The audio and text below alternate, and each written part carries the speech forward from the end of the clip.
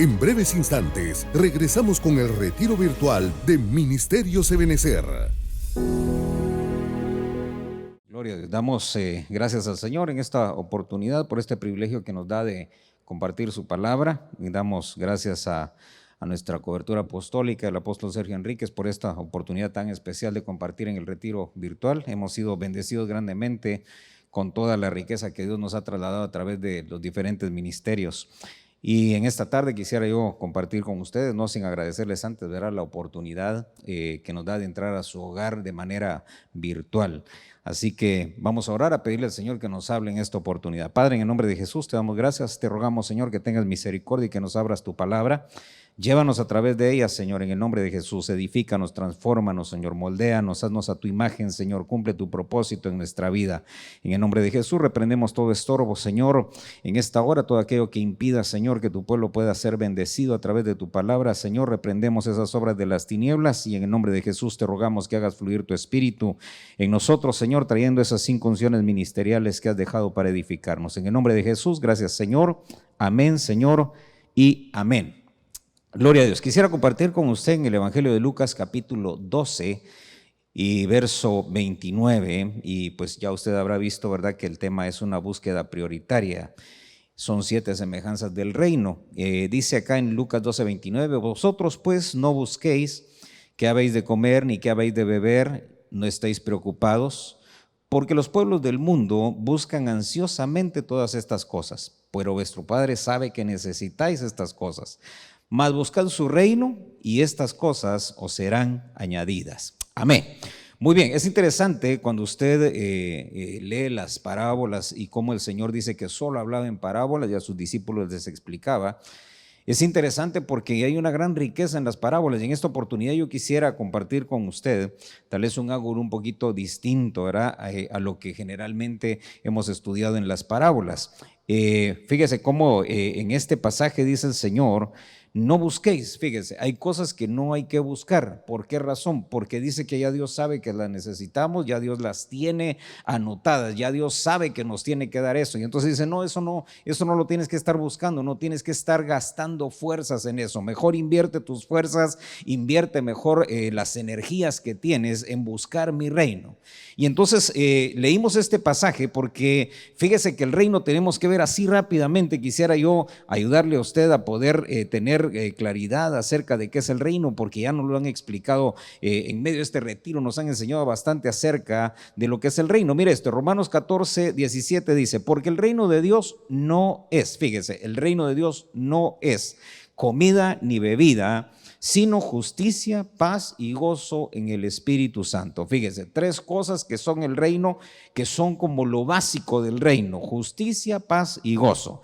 Ahora fíjese entonces, ¿qué no es el reino? Comida y bebida, es decir, no son cosas materiales. El reino no consiste en cosas materiales, sino más bien es al revés. Fíjese que el reino es algo espiritual que va a generar las cosas materiales, que va a traer las cosas materiales sin que las pidamos, sin que las busquemos. Fíjese cómo dice en Romanos 10:3, porque dice que los hombres no quisieron someterse a la justicia de Dios. Dice que ellos rechazaron, hermano, a Jesús, rechazaron la justicia de Dios, pero ellos querían ser tomados delante de Dios como justos.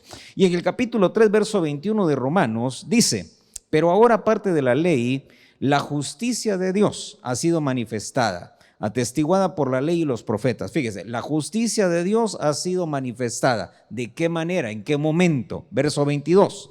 Es decir, la justicia de Dios por medio de la fe en Jesucristo. Fíjese eso. La fe en Jesucristo, creer en Jesucristo. Él es la justicia de Dios. Y hay un pasaje más tremendo todavía en 2 de Corintios capítulo 5 y verso 21. Recuérdense que estamos viendo que el reino es justicia, paz y gozo. Ya estamos viendo que la justicia es el hombre la rechazó. Ellos no querían atener a Dios en su noticia, pero dice que querían como quiera ser considerados justos. Sin embargo, dice luego Romanos 3:21 que esa justicia se manifestó, fue atestiguada por la ley y los profetas, y esa justicia era Cristo Jesús mismo manifestado en carne aquí en la tierra. Pero mire cómo dice 5:21, segunda carta a los Corintios: al que no conoció pecado, le hizo pecado por nosotros. Mire esto, para que fuéramos hechos justicia de Dios en Él. ¿Por qué dice entonces que el reino de Dios es justicia, paz y gozo? Porque a través de Cristo Jesús, usted y yo ya somos justos, somos justicia de Dios. Ahora mire, la paz. Romanos capítulo 5 y verso 1. Lo llevo rápido acá porque lo que yo quiero abordar con ustedes son las 7 semejanzas del reino, que es ahí donde está la riqueza que le quiero trasladar. Romanos 5:1 dice: por tanto, habiendo sido justificados por la fe, tenemos paz para con Dios. ¿Por qué? Porque antes estábamos, dice nosotros, excluidos, porque antes no teníamos derecho, porque antes no éramos dignos, porque antes, dice, estábamos nosotros privados de Dios completamente. Dice, por cuanto todos pecaron y están destituidos, privados, no pueden alcanzar la gloria de Dios. Ahora mire entonces Romanos 5:1, habiendo sido justificados por la fe, tenemos paz para con Dios por medio de nuestro Señor Jesucristo. ¿Sabe qué es interesante? Porque la primera vez que el Señor Jesús se le aparece a los discípulos después de que Él resucitó, ese mismo día que Él resucitó, dice por la noche, me parece, Juan 20:21, creo que ahí está. Fíjese que es interesante porque se les aparece y lo primero que les dice es: paz a vosotros. Fíjese, ¿de dónde venía? De haberse presentado delante del Padre. Es decir, ¿sabe qué les estaba diciendo? Yo les dije que iba a haber paz entre el Padre y ustedes, que iban a ser aceptados. ¿Saben qué? Ya vengo de ese presentar el sacrificio y hay paz. Por eso cuando el sacerdote salía después de los sacrificios, lo que él anunciaba era paz. Decía: hay paz, sí, hay paz, dice el Señor. Ahora mire, el apóstol Pablo, mire qué interesante, porque muchas veces, búsquelo usted en su Biblia, pero él saludaba y decía: paz de parte de Dios nuestro Padre, paz de parte de Dios nuestro Padre. Paz, ¿por qué? Porque el sacrificio de Cristo lo que vino a establecer fue esa paz entre Dios y el hombre a través de Cristo. Entonces mire, ya vimos entonces esa justicia que es Cristo Jesús, ya vimos la paz que es a través de Cristo Jesús. Entonces mire el gozo. Lucas capítulo 15, verso número 7. Dice: os digo que de la misma manera habrá más gozo en el cielo por un pecador que se arrepiente que por 99 justos que no necesitan arrepentimiento. Entonces el gozo del reino, ¿sabe qué es? Que los perdidos se salven. El gozo del reino, ¿qué es? Que aquellos que no han alcanzado puedan alcanzar, que aquellos que no han escuchado puedan escuchar. Por eso mire, el gozo del reino no es que alguien, hermano, Dios le dio un carro nuevo. El gozo del reino no es que alguien le dio una casa nueva. Eso no es el gozo del reino. El gozo del reino debe de ser que aquellos que están perdidos, que no han oído, que no han sido alcanzados, sean alcanzados. ¿Por qué? Porque en el cielo hay fiesta, hay celebración, hay gozo, dice, cuando aquellos que son pecadores se arrepienten. ¿Por qué razón? Porque son anotados en el libro, porque entonces ahora tienen acceso al Padre, porque están ahora en paz con Dios igual que todos nosotros. Fíjese esto, Mateo capítulo 4, verso 17. Le mencionaba hace un momento cómo ahí en Juan capítulo 20 el Señor, cuando se les aparece, lo primero que les dice es paz, ¿verdad? Ahora mire entonces, porque cuando el Señor dice que se les apareció en esa oportunidad y durante 40 días, lo que hizo fue predicar y enseñar acerca del reino, y así empezó su ministerio, dice en Mateo 4:17. Desde entonces comenzó Jesús a predicar y a decir: arrepentidos. Por eso mire, el gozo que es que se arrepienten los pecadores. Y mire lo que dice aquí: arrepentidos. ¿Por qué? Porque el reino de los cielos se ha acercado. ¿Cómo es que el reino de los cielos se ha acercado? Jesús se había acercado al hombre. ¿Sabe qué? Ya no como antes en el Antiguo Testamento, cuando Él se manifestaba como el ángel de Jehová, cuando Él se manifestaba, hermano, de diferentes maneras, el caudillo de los ejércitos, todas esas manifestaciones que Él tuvo en el Antiguo Testamento, esas salidas que Él tuvo antes, ahora era diferente. ¿Por qué? Porque el reino de los cielos ahora estaba, ¿sabe qué? Metido en un hombre, Cristo Jesús. Ahí dentro de Él, ahí venía todo el reino, ahí estaba contenido todo el reino. Por eso Él dijo: el reino se ha acercado. ¿Por qué? Porque Él andaba en medio de los hombres, andaba en las calles, en las ciudades, convivía con todos. El reino se había acercado a todos. Pero lo tremendo es que dice Juan, verá, que Él vino, pero no lo recibieron, lo rechazaron. Y yo espero que si alguien está escuchando, tal vez en esta oportunidad, y tal vez ha rechazado, ¿verdad?, esa oportunidad de abrirle su corazón al Señor, que en esta oportunidad, ¿verdad?, se doble y diga: Señor, yo me arrepiento, te abro mi corazón, yo nunca he querido rechazarte. Ahora mire entonces, quiero que me acompañe a Lucas capítulo 13 y verso 19. Ya vimos entonces que ese reino es justicia, es paz, es gozo, y todo ello, hermano, en Cristo Jesús, porque Él era ese reino que vino a la tierra y estuvo aquí en la tierra, se acercó a los hombres. ¿Sabe qué es lo tremendo? Que aunque Él ascendió para sentarse a la diestra del Padre, pero dejó ese reino aquí en medio de nosotros, y eso es lo que quiero que vea conmigo. Dice Lucas capítulo 13, verso 19. Dice: el reino es semejante a un grano de mostaza. Fíjese, semejante. Para poder entender nosotros tenemos que ir a ver cada una de estas figuras que el Señor da, porque dice semejante a un grano de mostaza, es semejante a la levadura, es semejante a un tesoro, es semejante a una perla. Entonces tenemos que ir a ver cada una de esas cosas para ver en dónde está la semejanza. Entonces mire, dice semejante a un grano de mostaza que un hombre tomó, echó en su huerto, creció y se hizo árbol. Y las aves del cielo anidaron en sus ramas. Mire qué interesante. Usted puede leer toda la parábola completa. De hecho, le voy a leer nada más los pasajes esenciales. Usted puede leer más detenidamente todo el relato ahí en su casa después. Lo que quiero que vea es esto, que la mostaza, hay, hermano, más o menos alrededor de 40 especies de mostaza. Pero hay una que se llama la semilla negra, la mostaza negra.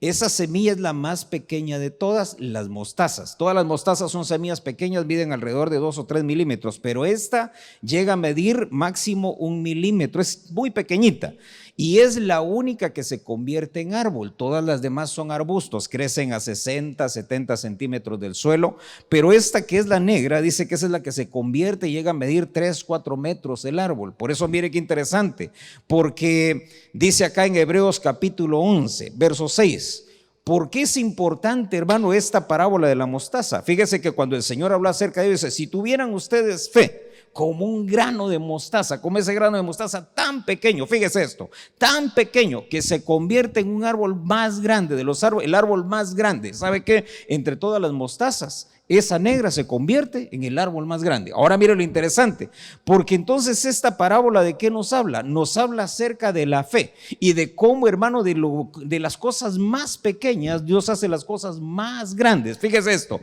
Hebreos capítulo 11 y verso 6. Mire la importancia de esta semilla de mostaza, dice, sin fe es imposible agradar a Dios, porque es necesario que el que se acerca a Dios crea que Él existe y que es remunerador de los que le buscan. Oiga eso, ¿cuál es la importancia de la semilla de mostaza, de la fe?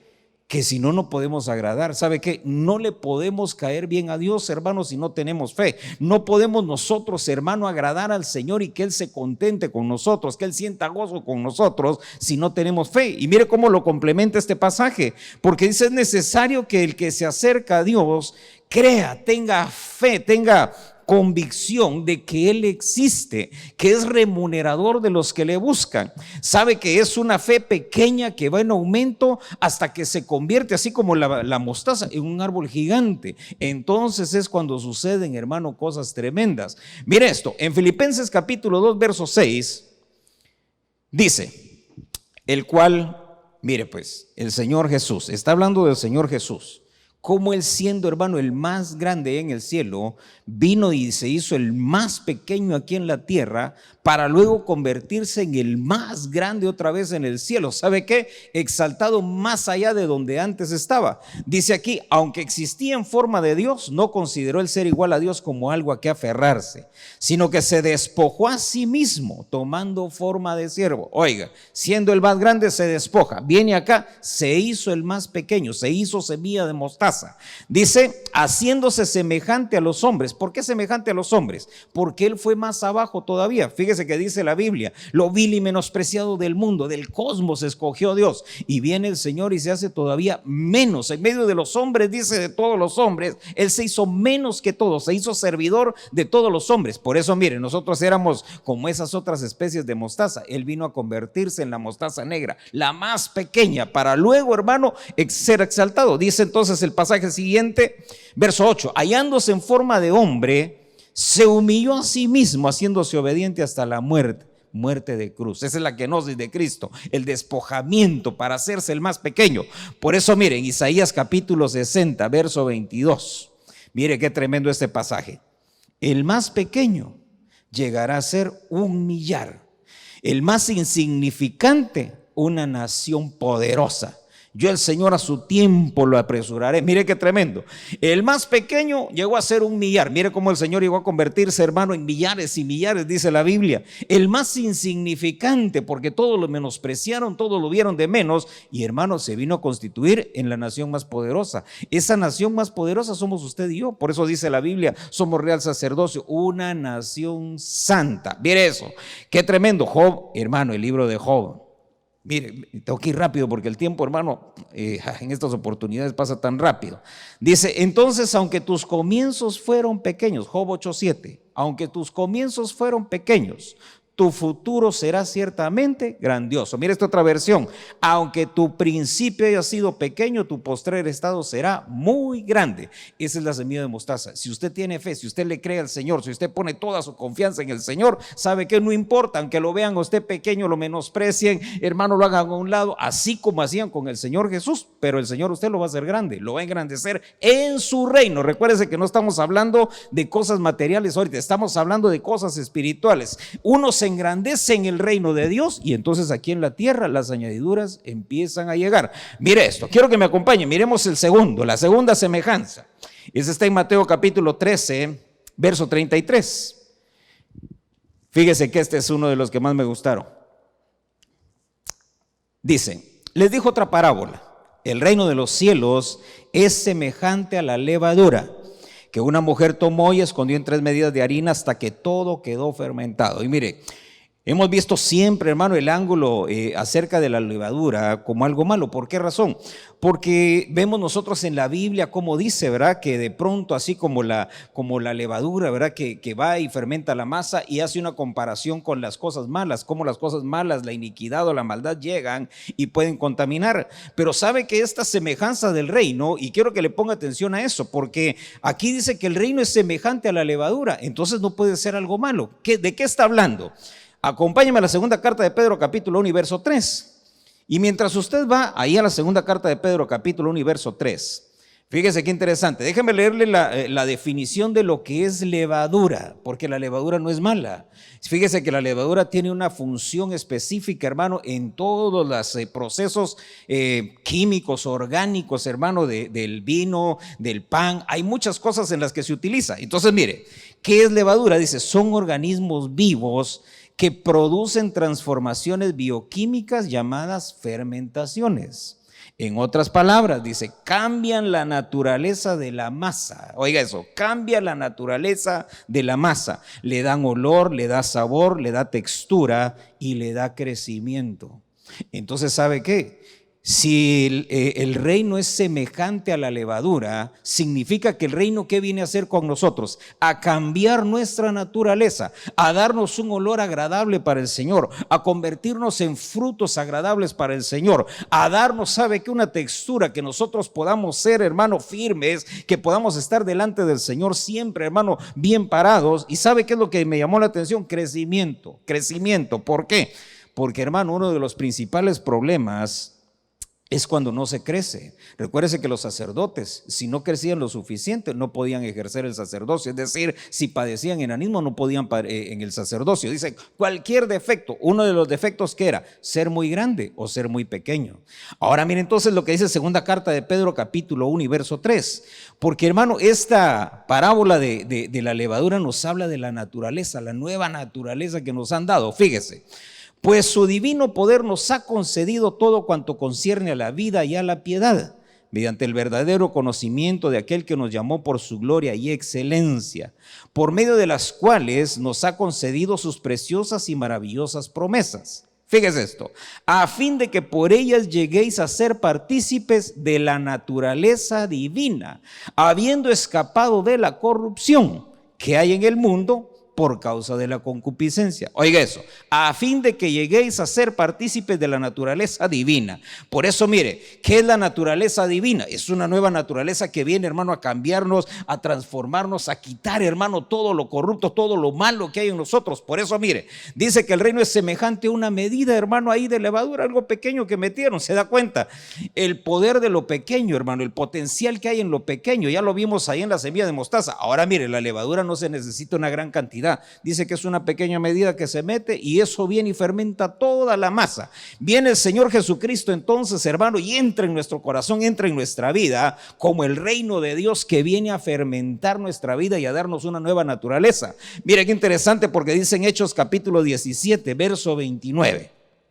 Siendo pues linaje de Dios, no debemos pensar, fíjese esto, no debemos pensar que la naturaleza divina sea semejante a oro, plata o piedras, esculpidos por el arte y el pensamiento humano. Fíjese entonces, la naturaleza divina no es algo que nosotros podamos formar, no es algo que nosotros podamos hacer, no es algo que nosotros podamos elaborar. ¿Sabe qué está diciendo aquí? La naturaleza divina es una obra netamente de Dios, es netamente del reino, netamente del Espíritu. Nada que usted y yo podamos hacer, hermano, va a hacer que tengamos naturaleza divina, va a hacer que la naturaleza divina crezca. No, es una obra netamente de Dios. Por eso dice ahí, no es semejante ni a oro, ni a plata, ni a piedras preciosas, nada que pueda ser elaborado por el hombre. Por eso mire qué tremendo, ¿verdad? Porque el humanismo, hermano, ¿qué es? El humanismo es tratar nosotros de elaborar nuestra propia naturaleza divina, de fingir, hermano, una naturaleza divina. Por eso mire qué delicado, ¿verdad? Porque una de las cosas que el Señor decía, hermano, allá en la ley, decía que nadie agarre un cincel y lo haga subir sobre una piedra para elaborar un ídolo. Por eso mire qué tremendo lo que dice acá. 1 Corintios 11, verso 14. Dice, no os enseña. Fíjese, lo que quiero que vea con este pasaje es la importancia que tiene la naturaleza divina en nosotros. Dice, no os enseña la misma naturaleza que si el hombre tiene el cabello largo le es deshonra, pero que si la mujer tiene el cabello largo le es una gloria, pues ahí el cabello le es dado por velo. No quiero hablar ahorita de la cobertura y del velo. Lo que quiero que vea es esto, atraer su atención a esta frase, que la naturaleza nos enseña. ¿Qué naturaleza es la que nos va a enseñar? La que esté gobernando, la que esté prevaleciendo. Por eso, mire, usted puede buscar en la Biblia y se va a encontrar. Por ejemplo, hay una naturaleza pecaminosa, eso es lo que éramos antes, lo que antes nos gobernaba, lo que antes nos impulsaba, una naturaleza pecaminosa. La naturaleza divina, que es el reino de Dios en nosotros a través de Cristo Jesús, trayendo cambios, transformaciones. ¿Sabe qué? Transformando nuestra naturaleza, cambiando nuestra naturaleza. La naturaleza humana, ¿qué es? Hermano, ese es humanismo, ¿verdad? Es querer hacer yo mi propio evangelio, querer hacer mi propio reino, elaborar mi propia doctrina, elaborar mi propio evangelio para que yo me sienta contento. Mire, la naturaleza de las bestias, el que no entiende nada, ¿sabe? Hay un pasaje que dice, el hombre dice animal, dice una versión, no entiende las cosas del espíritu. ¿Por qué? Porque esas solo se pueden entender por el espíritu. ¿Qué es lo que sucede con alguien así? Que todavía no tiene la naturaleza divina en él. Porque si tuviera la naturaleza divina, entonces esa naturaleza le va a enseñar. Por eso, mire, a veces, hermano, de pronto hay gente que pregunta y dice, ¿verdad? ¿Qué tiene de malo un tatuaje? ¿Qué tiene de malo esto? ¿Qué tiene de malo lo otro? ¿Sabe por qué? Porque todavía no han aprendido a escuchar la naturaleza divina de Cristo que hay en ellos y que es la que les dicta que sí y que no, qué es lo que se puede y qué es lo que no se puede. Ahora mire, porque ese es precisamente, hermano, el reino de Dios en nosotros. No que alguien, hermano, venga y nos imponga un estilo de vida, no, sino que la misma naturaleza en nosotros nos va diciendo cómo comportarnos. La misma naturaleza divina nos va dictando, hermano, a nosotros la ley de Dios, la voluntad de Dios para que nosotros, hermano, podamos vivir agradándole a Él. Fíjese esto, Hebreos capítulo 1 y verso 3. Dice, Él es el resplandor de su gloria. Oiga esto, mire, el Señor Jesús, la expresión exacta de su naturaleza, es decir, el Señor Jesús es la expresión exacta de la naturaleza de Dios. Y ahora fíjese esto, porque entonces Jesús es la expresión exacta de la naturaleza de Dios. Y ahora tenemos nosotros a Jesús dentro de nuestra vida, dentro de nosotros, esa medida de levadura. ¿Qué tenemos entonces adentro? La expresión exacta de la naturaleza de Dios metida en nosotros. Mire qué tremendo eso, ¿sabe por qué? Porque esa naturaleza que tenemos allá adentro tiene que empezar a generar cambios. Ahora mire, interesante, porque alguien, hermano, entonces que acepta a Jesús y nunca ve cambios, nunca, ¿sabe qué es lo que le falta? Fe. No ha crecido en fe, la semilla de mostaza no se ha desarrollado. ¿Sabe qué es lo interesante de la semilla de mostaza? Que se convierte en un árbol cuando usted lo planta, cuando usted lo siembra, pero si nunca lo siembra, jamás se va a convertir en un árbol. Por eso, mire, hay que plantar nosotros nuestra fe. ¿En dónde? En Cristo. Mire esto. Quiero que me acompañe, Mateo 13, verso 45. Dice, esta es la tercera. El reino de los cielos también es semejante, oiga, a un mercader que busca perlas finas. A eso es semejante. Mire, el reino de los cielos no es semejante a la perla, no, es semejante al mercader. Y este mercader, ¿qué es lo que hace? Busca perlas finas. El centro, hermano, de la parábola no es la perla, sino es el mercader. Y ahorita le voy a decir por qué. Fíjese que la misma parábola lo dice. Al encontrar una perla de gran valor, fue y vendió todo lo que tenía y la compró. Mire qué tremendo. Porque esta parábola del mercader de perlas finas, hermano, ese mercader es el Señor Jesús. ¿Qué fue lo que hizo él? Dice que él vino aquí a la tierra, dio todo lo que tenía. Dios, hermano, dice, renunció a su divinidad, renunció a todo lo que tenía en el cielo, se hizo siervo aquí en la tierra y pagó el precio, hermano, de nuestra salvación. Mire qué tremendo. Ahora, lo que quiero que vea conmigo es esa perla. ¿Por qué la perla, hermano, de gran valor? Fíjese que me llamó la atención porque yo no sé, a lo mejor tal vez hay alguien que esté escuchando y que sepa de perlas. Pero fíjese que una perla de gran valor es de gran valor, hermano, primero por el lugar en el que se formó, porque hay dos formas, hermano, o hay dos tipos de perlas. Hay unas que les llaman cultivadas, que el hombre metió su mano, el hombre fue el que intervino para que se empezara a desarrollar esa perla, pero las otras no, las otras, hermanos, se dan de manera natural. Ahora fíjese, porque quiere decir entonces que de pronto, hermano, el humanismo puede formar perlas también. Puede dar, hermano, de pronto apariencias muy lindas, muy bonitas, pero ¿sabe qué? Que al final no son de gran valor. Ahora mire, esto es lo tremendo. ¿Por qué, hermano, el mercader es el personaje principal? Porque este mercader de perlas finas fue el único que pudo identificar, hermano, en esa perla, hermano, el valor que tenía. ¿Por qué? Fíjese que así rápidamente quiero comentarle, porque me fui a buscar un poquito acerca de las perlas. Y fíjese que hay al menos básicamente cuatro características, hermano, que le dan el valor a la perla. Uno es el tamaño que tiene. Dos, la forma. Tiene que ser, hermano, perfectamente redonda por todos lados. Las miden, hermano, por todos lados y mide lo mismo. Y la otra, hermano, es algo que el peso. Y finalmente hay algo que le llaman oriente, que oriente es el brillo de la perla. Y fíjese que esto es bien tremendo, porque el brillo, el experto lo puede determinar, hermano, de acuerdo al efecto que la luz tiene sobre la perla. Fíjese qué interesante, porque yo cuando lo leí, hermano, dije, ¿cómo es esto? Y fíjese que dice que la agarra, lo ponen, hermano, así a que le dé la luz del sol, y según el efecto que tenga la luz en el brillo, cómo refleja, etcétera, ellos determinan, el experto puede determinar, hermano, cuánto vale, si es una perla especial o no. Y fíjese que lo interesante de esto es que la perla somos usted y yo, aunque usted no lo crea. Pero vino el Señor Jesús aquí a la tierra, hermano, y dio su vida por usted y por mí, porque usted y yo, hermano, somos perlas preciosas. ¿Por qué somos perlas preciosas? Mire lo que dice 1 Corintios 6:20. Porque sabe que dice que nosotros fuimos, hermano, predestinados, fuimos escogidos estando nosotros en el seno del Padre. Desde ahí, ¿sabe qué? Ya veníamos a la tierra, hermano, con algo especial, pero aquí en la tierra nadie lo vio. Yo le aseguro que usted nació, y sí, hermano, así como todos nosotros cuando nacimos, seguramente nuestros padres, hermano, dijeron, ay, qué lindo, qué bonito, etcétera, ¿verdad? Hicieron algún tipo de celebración, pero hermano, eso fue todo. ¿Sabe qué? Nada extraordinario, nadie, yo le aseguro que nadie llegó y dijo, oye, qué tremendo este niño que tengo en mis manos. ¿Sabe como lo que hizo Simeón cuando agarró al Señor Jesús? Se recuerda en el templo, que lo agarró y cuando lo tuvo en sus manos, dice que él supo que esa era la salvación de Israel, y entonces dijo, Señor, te doy gracias, ahora ya puedo morir tranquilo, porque mis ojos han visto, Señor, tu salvación. Y era el Señor Jesús. Pero hermano, yo le aseguro que con nadie fue así.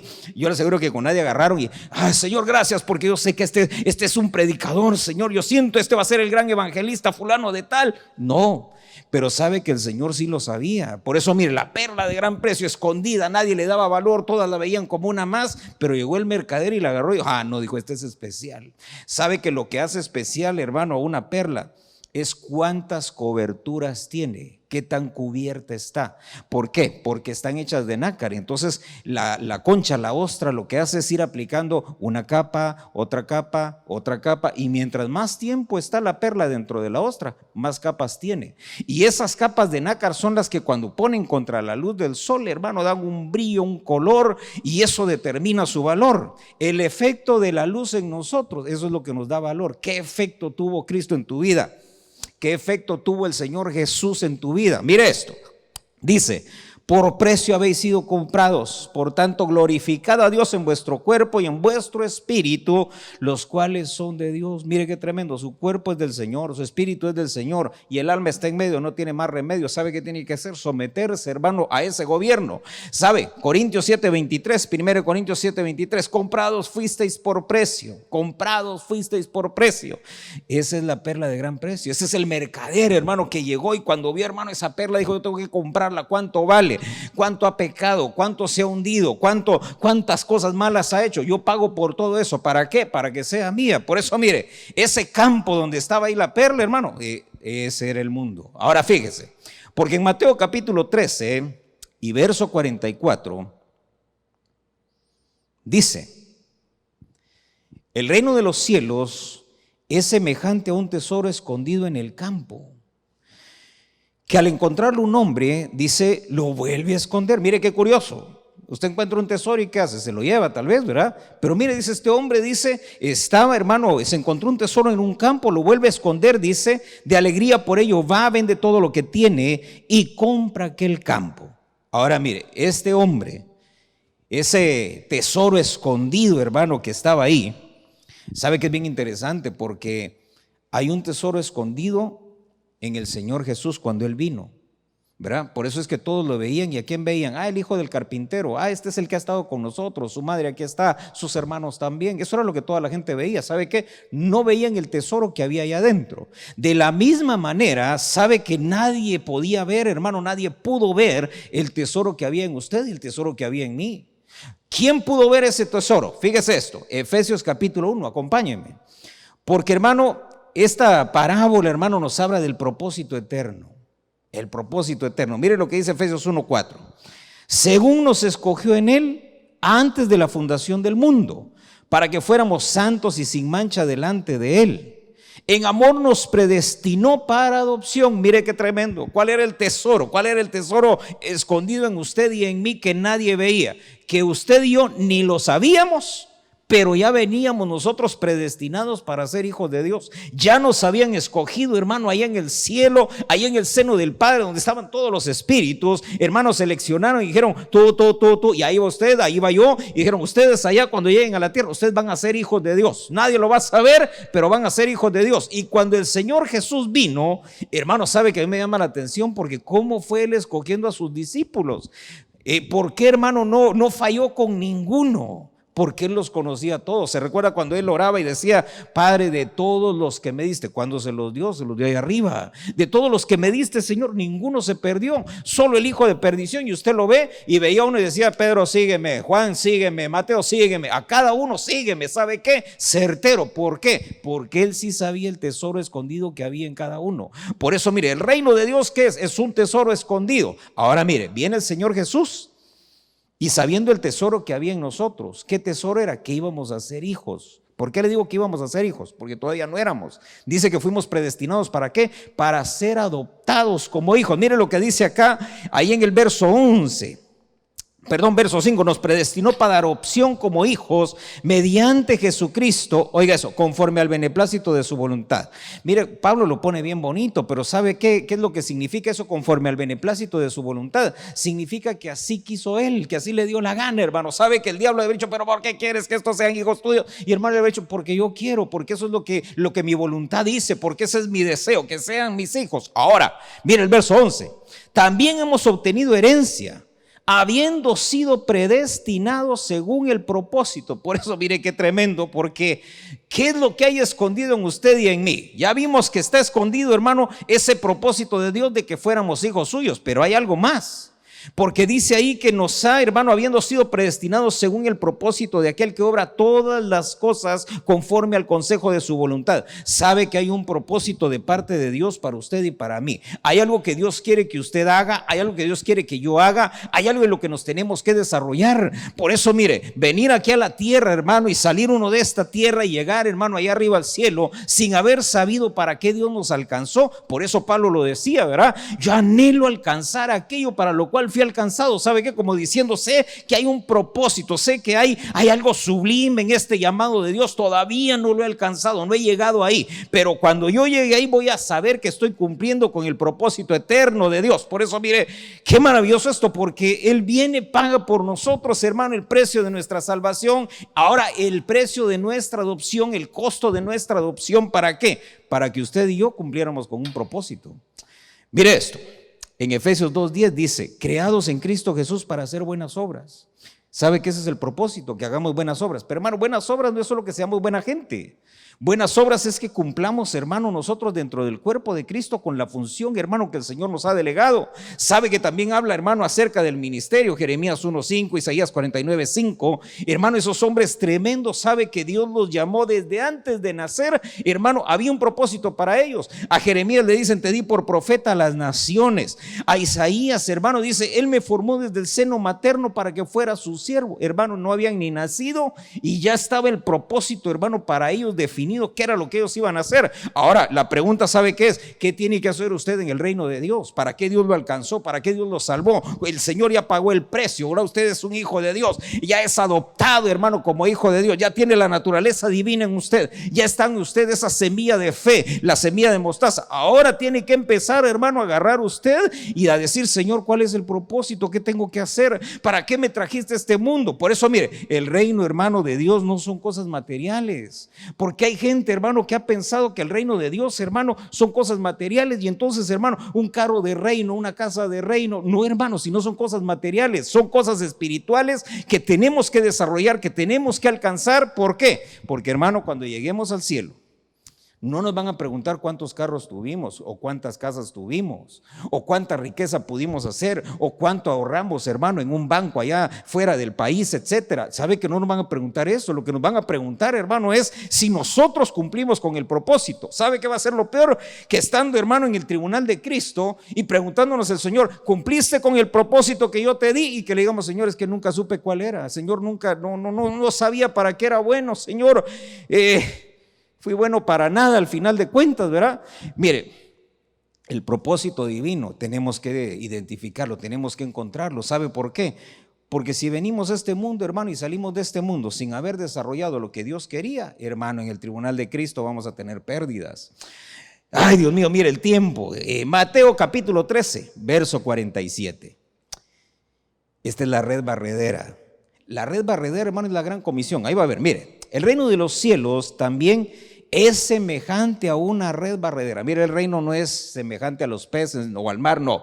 Es semejante a la red barredera. ¿Qué es lo que hace la red barredera? Dice, esa red barredera dice que se echó en el mar y recogió, dice, de toda clase. No dice que de toda clase de peces. En el original solo dice que recogió toda clase de cosas. Entre eso iban peces, seguramente que iban salvavidas, pedazos de palo, hermano, iban un montón de cosas inútiles seguramente. Por eso recogió toda clase de cosas. Por eso es que dice después verso 48, cuando se llenó, la sacaron a la playa, se sentaron, dice, y recogieron los buenos en canastas, pero echaron lo malo hacia afuera. Mire qué tremendo, porque varias parábolas hablan acerca de eso. Hablan acerca, hermano, de cómo en el final, hermano, los van a agarrar a todos y a unos los van a echar fuera y a otros, hermanos, los van a dejar adentro. Se recuerda que en el tribunal de Cristo, ¿qué va a suceder? Bien, buen siervo y fiel, entra en el gozo de tu Señor, pero a otros les van a decir, siervo malo, inútil, perezoso, vete para afuera, allá llora el crujir de dientes, las tinieblas de afuera, la gran tribulación. Mire qué terrible. Por eso es que dice acá que al llegar, hermano, al final a la playa, ahí se sentaron y juzgaron a todos. Mire qué interesante. El mar, hermano, ¿qué es? El mar es el mundo. Dice que recogió, hermano, de toda clase. Y me fui a ver, hermano, ¿sabe qué? Entre las cosas que encontré había una palabra que decía indiscriminado. Y me fui a ver qué era indiscriminado. Indiscriminado, ¿sabe qué es? Que no hace distinción de ningún tipo, sino que, hermano, mete de todo. Mira esto. En Mateo 24, verso 14, dice, este evangelio del reino se predicará, oiga eso, en todo el mundo, como testimonio a todas las naciones, y entonces vendrá el fin. Mire qué tremendo. Este evangelio del reino se predicará en todo el mundo, como testimonio a todas las naciones, y entonces vendrá el fin. ¿Sabe qué? ¿Qué significa eso? La red barredera es todo el mundo. ¿A quién hay que predicarle? A todo el mundo. ¿A quién hay que darle las buenas nuevas? A todo el mundo. A la abuelita, a aquel que no quiere, a los enemigos, a todo el mundo. Mire qué tremendo. Marcos 16:15. Esa es la gran comisión. Dice, les dijo, id por todo el mundo, predicad el evangelio, oiga eso, a toda criatura. El que cree y sea bautizado, ese será salvo. Y el que no, ese ya fue condenado. Mire qué fácil, ¿verdad? Es predicar, es llevar el evangelio. ¿De qué manera? Indiscriminada, a todos. Usted predíquele a todos. Pero hermano, y si no se convierten, es que sabe que no dice aquí, id por todo el mundo y convertid a todo el mundo. No dice. Solo dice, id por todo el mundo y predicad el evangelio. ¿Sabe qué? Esa red barredera es el evangelismo indiscriminado. A todos, hermanos. ¿Sabe qué? Hasta aquel que parece es el mismo diablo. Hay que predicarle el evangelio porque uno no sabe. Mire, yo conocí a uno que en el mundo le decían el diablo.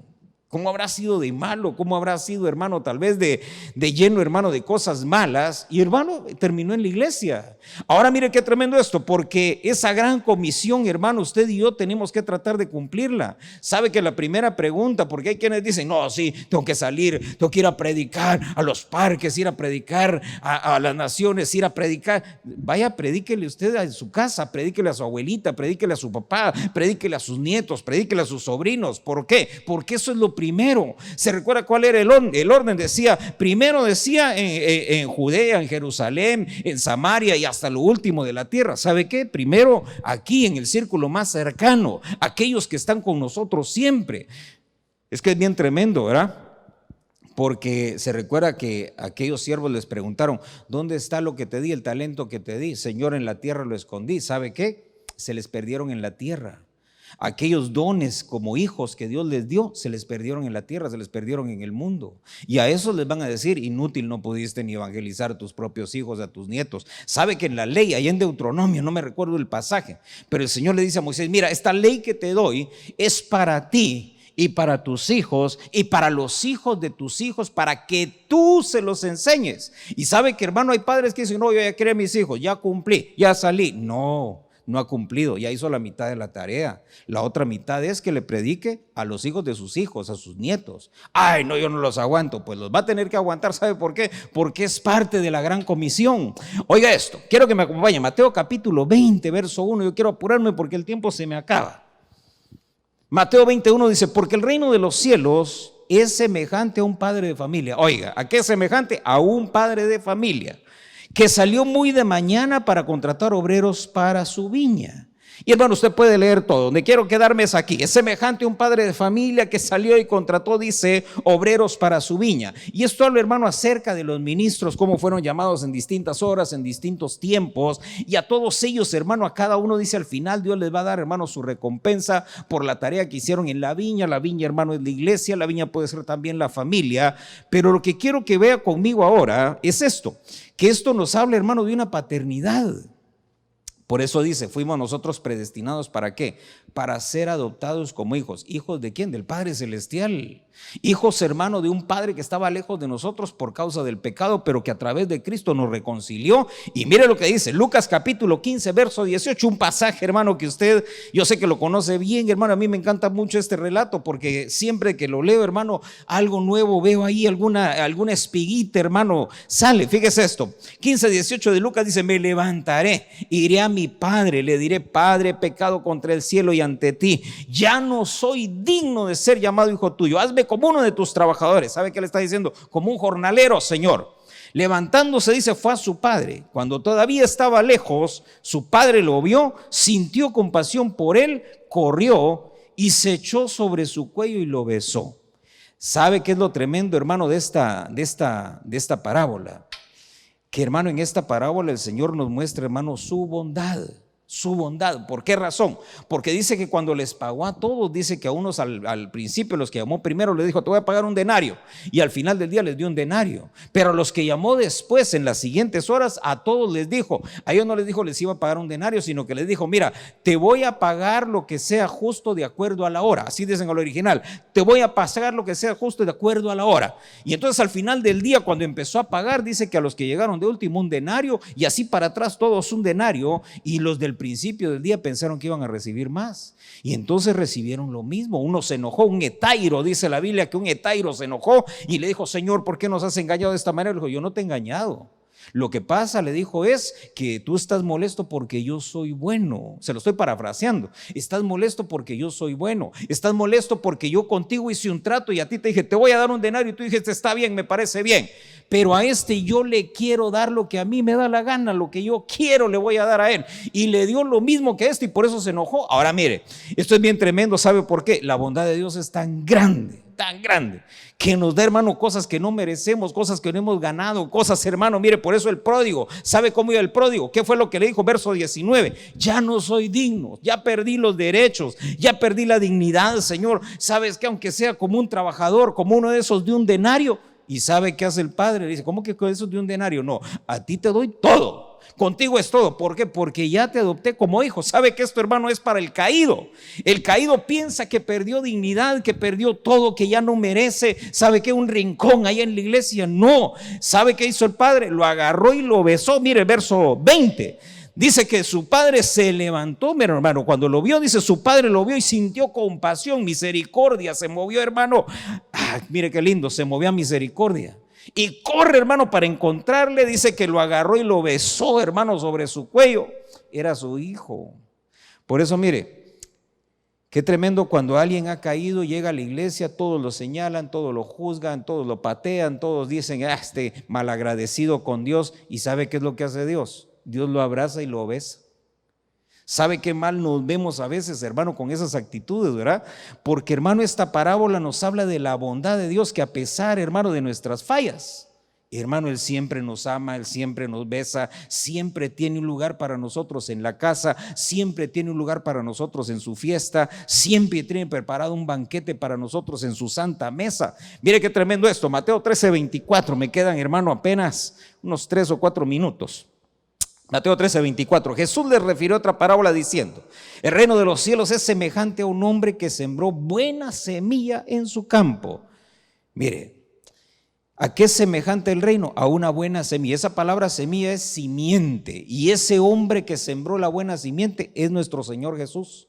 ¿Sabe que es bien tremendo? Porque dice en Filemón capítulo 1 y verso 6, dice: de manera que la comunión de tu fe ha venido a ser eficaz en el pleno conocimiento de todo lo bueno que hay en nosotros para la gloria de Cristo. Oiga eso, todo lo bueno que hay en nosotros para la gloria de Cristo. Y sabe que es bien interesante porque, hermano, acerca de la simiente, yo le quería trasladar algo y a ver si lo puse acá. Porque sabe que cuando hablamos nosotros de esa palabra simiente, hermano, son varias palabras ahí. Déjenme buscarlo aquí, a ver si lo tengo acá. Porque, ay, Señor Jesús, me quedan 2 minutos y medio. Mire, a ver. Quiero leerle rápidamente. Porque este hombre que siembra, hermano, esa palabra simiente, fíjese, significa descendencia, linaje, simiente, algo que se siembra. Y sabe que esa simiente del Hijo, hermano, esa es la simiente del Hijo, la simiente de Jesús. Es una simiente, hermano, incorruptible, buena, escogida y extensa.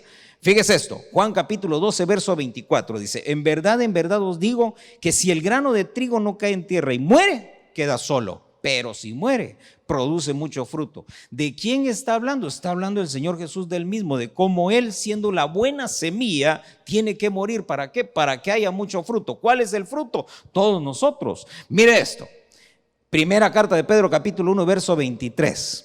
Dice: habéis nacido de nuevo, no de una simiente corruptible, sino de una que es incorruptible. ¿Sabe que incorruptible significa que no se puede alterar, que no se puede echar a perder, que no se puede dañar, que no se puede podrir, que no hay nada que se pueda hacer, hermano, para arruinarla? Esa es la simiente, hermano, del Señor Jesús. ¿Y sabe qué es lo tremendo? Que está en nosotros. Por eso, mire, dice, es una semilla que se sembró. Esa semilla, dice, es la simiente del Hijo, la simiente de Jesús. ¿En dónde se plantó? En nosotros. Por eso, mire qué interesante, porque dice: ¿y cuál es la simiente? ¿Cuál es la semilla? Porque esa palabra simiente también se traduce descendencia. Y sabe que es bien interesante porque la descendencia somos nosotros. Ahora mire esto, porque dice que esa simiente, hermano, es incorruptible. En la primera carta de Pedro, capítulo 2, verso 9, dice: pero vosotros sois linaje escogido. ¿Sabe qué? Simiente escogida. Esa palabra linaje, hermano, es esa palabra simiente, esperma en griego. Dice: sois un linaje escogido. ¿Sabe qué? Había otros, pero nos escogieron a nosotros. Mire Isaías capítulo 53, verso 10. Le voy a leer la versión, hermano, la Jerusalén de oro. Dice: quiso el Señor consumirle con trabajos, mas luego que él ofrezca su vida como hostia por el pecado, dice acá, pero dice: verá una descendencia larga y duradera, y cumplida será por medio de él la voluntad del Señor. ¿Sabe qué? Somos una simiente extensa. Por eso, mire, son más los que se pierden que los que se salvan. No, son más los que se salvan. Quiero que me acompañe, que cierre sus ojos y vamos a orar y a darle gracias al Señor. Padre, en el nombre de Jesús te damos gracias en esta hora. En el nombre de Jesús te ruego, Padre, que todo esto que hoy, Señor, hemos compartido, Señor, pueda ser un rema, una verdad, una realidad para tus hijos, Señor. En el nombre poderoso de Jesús, gracias, Señor. Amén, Señor, y amén.